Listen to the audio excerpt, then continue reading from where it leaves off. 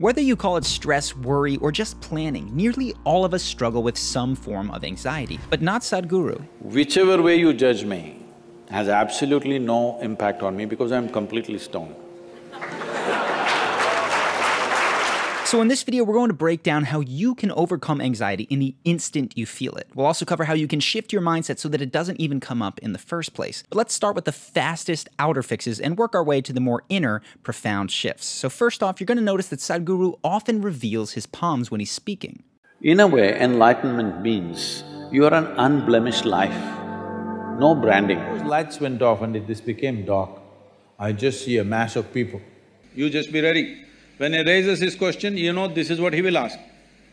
93 to 94% of the time, it's always right like that. We've covered how open palm gesticulation can put your audience at ease in the video on Mark Zuckerberg, who actually doesn't always do this to his own detriment. But when it comes to anxiety, revealing your palms actually helps calm you down in the moment. And that's because anxiety forms a vicious cycle with the uptight body language that it creates. You feel anxious, which makes you clam up, which makes you feel even more anxious. So opening up sends signals to your nervous system that you're actually safe and it doesn't need to go into panic mode. For maximum effect in the moment, turn open your hands so that you expose the inside of your elbows and tilt your head slightly to reveal more of your throat and uncross your legs. This is a fast and covert way to combat anxiousness in the moment that it arises. Now, this next piece can be added on if you're expected to speak or respond when you're feeling anxious. For instance, if you're called on in class or at work, or if you're in a conversation with someone that makes you nervous. And it's to replace any filler words that you might have with pure silence. Watch here. Changes and improvements. Vision can transform the whole situation.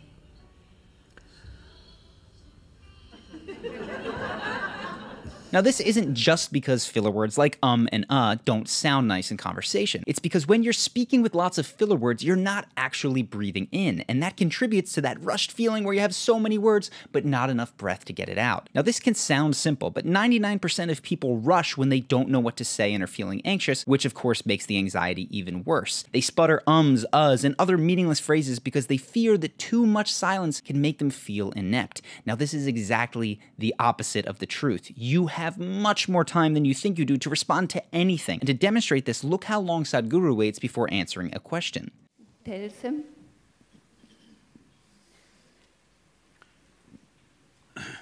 Please.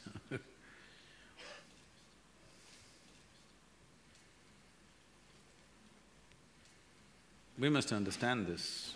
But as a general rule of thumb, you usually have at least twice as long as you feel like you do to respond and still have it be a pause that people don't even notice. Now, of course, in normal life, you might not wait quite this long, but give yourself extra time when you feel anxiety kick in. And to concretely put this into practice, you can make it your goal for the rest of the day to not use filler words like or so in normal conversation. As a natural response to this, you're going to create more silence and more time to breathe in, which is exactly what you need to calm your nerves. Moving along to the internal, you can see that Sadhguru often uses reframe phrases. Now, these are phrases that shift your perspective and immediately make anxiety feel smaller and more manageable. Here's an example. You're only working. What will I get? What will I get? What will I get? What the hell will you get? You'll die one day, that's all. There are different kinds of reframe phrases, and all of them can be incredibly powerful. Jeff Bezos, for instance, would ask himself what decision would minimize his regrets when he was 80 years old looking back at his life. And that's how he decided to quit his job and start Amazon in the first place without worrying about failing. Once I thought about it that way, it was immediately obvious to me. I knew that when I'm 80, I would never regret trying this thing that I was super excited about and failing. Sadhguru often reminds himself and his disciples that in the end, they'll all be topsoil, as he puts it, and that immediately makes the fear of a big mistake pale in comparison. So find a question or a phrase that works for you. It can be like Sadhguru and the Stoics, reminding yourself that someday you will die, or it can be like Jeff Bezos, asking how to minimize your regrets, or another one that I've always liked is, will I care about this at all in 10 years? The answer is almost always no, and it makes anxious feelings over a job interview, a date, or a seeming catastrophe much easier to just drop. stop. Now, normally I wouldn't do this, but I want to pause here to speak to current events for a moment. I understand that this mindset and the next ones might feel small in comparison to getting fired or not being able to pay your bills or getting sick in this crisis. And while I believe that these mindsets can still help anxiety in the most terrible of situations in which you might find yourself right now, I just want to add that I'm rooting for you throughout all of this. I hope that you make it through this crisis stronger, and even if things are tough for you right now, I genuinely hope that you find some bright moments for yourself and the people that you love. Anyways, back to the video. This next piece takes us deeper into the long-lasting anxiety-killing mindsets. And it's the idea of first accepting, then changing. Now, concretely, this means that accepting that people around you will be the way that they are and not trying to change them automatically. That means that you'll often be accepting occasionally selfish, rude, unkind, or even cruel behavior. Now, for instance, you can see when Gordon Ramsay visited Sadhguru, at one point he was invited to a communal pool with meditators. They take a dip here. Wow. Because if you go and you will see, you'll feel like you're floating because of the energy in it. Wow. Bathers meditate around a mystical metal ball? When he arrived, he immediately started to break the rules, quote-unquote messing things up. He splashes around, freestyle swims, and sits on the ball that was meant to be an object of meditation. But listen to Sadhguru's immediate response. Just meditate for some time. Close your eyes. Meditate. Sadhguru laughs, and then he calmly corrects Gordon. He even compliments him. Already look cleaner and brighter and shining. You're glowing. Now, you might see this idea of accepting first as being a social doormat. After all, if no one gets upset and yells at the Gordons of the world, how will we get them to stop doing what they're doing? But accepting what is happening with a smile doesn't prevent change from occurring. In fact, it puts you in the best position to make more profound changes going forward. For proof, take a look at what notoriously stubborn, long-term veggie hater Gordon Ramsay had to say after just a few days of eating and spending time with Sadhguru. But you heard it here first. I'm calling a ceasefire with vegetarians. If you're ever thinking of going vegetarian, then get to an ashram quickly, because that's the confirmation.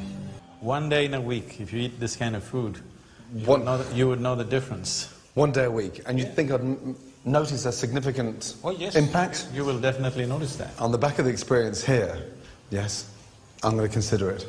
To put this into practice in your own life, when things start to go wrong, you might want to pause and say to yourself, yes, this is happening. Now, it might sound counterintuitive, but you'll find that your anxiety dissipates because you're not fighting what has already occurred and is real, and you're going to be more calm and collected for making changes going forward. So accept first, then change. Now, this next mindset is the granddaddy of them all, and while you may not entirely adopt this mindset today, moving towards it can dramatically improve the quality of your life, and it's to stop depending on the external world to make you happy.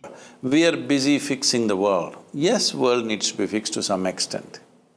But we think by fixing the world, everything will be all right. No, we also need to fix this human being. Nearly all anxieties boil down to the fear that something won't go your way and therefore you will be unhappy. It's the belief that a dream job will make you happy that makes you so anxious for the interview, and the belief that a relationship can make you happy that makes you so anxious on that first date. And of course, this anxiety only makes it harder to nail the dream job or to impress your date. But if you realize that no job or date or external event can make you lastingly happy, the pressure to perform just evaporates. With nothing critical on the line, there's nothing to be anxious about.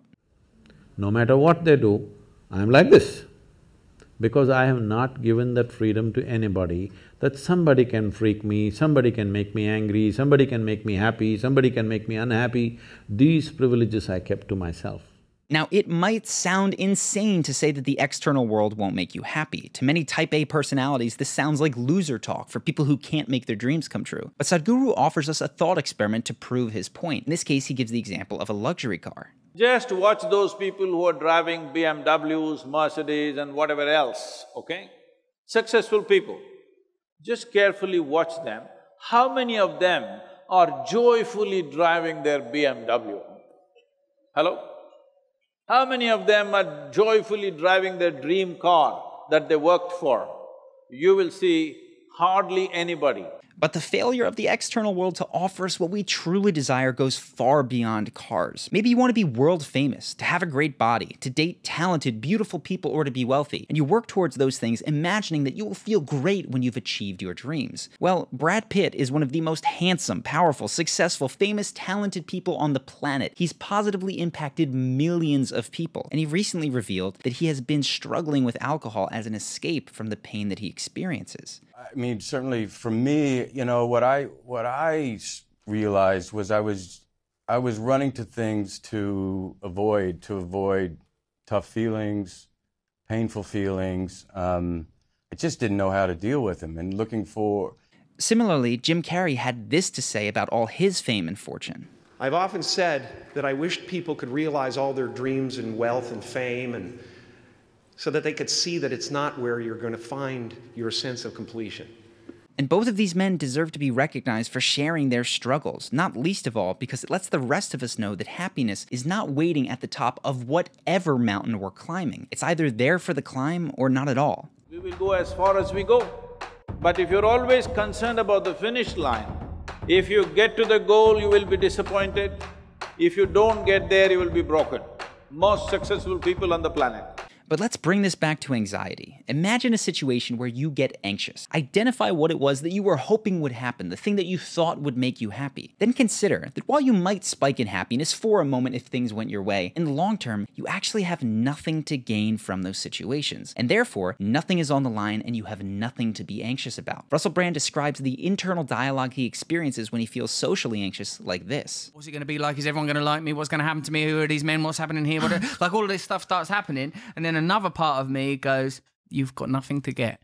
No one can give you anything. You're all right. You don't have to be afraid.